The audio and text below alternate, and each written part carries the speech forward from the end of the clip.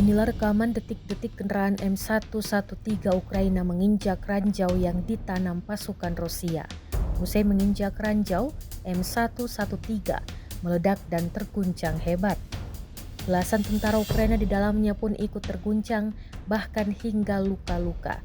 Rekamannya beredar di Telegram pada Selasa 9 Juli 2024. Dalam keterangan unggahan disebutkan, inilah penampakan ledakan ranjau pada pengangkut personel lapis baja M113 Ukraina buatan Amerika di arah Saporosi.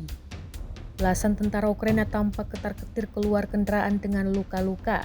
Beberapa pasukan tampak berlari ke dalam hutan untuk berlindung dari serangan susulan. Beruntung tak ada korban jiwa dalam rekaman ini. Beberapa tentara Ukraina hanya menderita luka ringan, namun kendaraannya mengalami kerusakan parah.